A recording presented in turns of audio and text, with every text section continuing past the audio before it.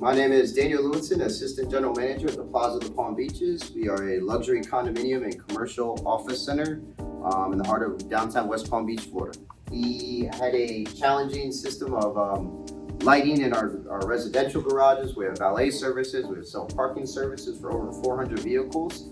The lighting was not adequate, it was not safe for our team, for our residents. So basically we did a complete rehaul.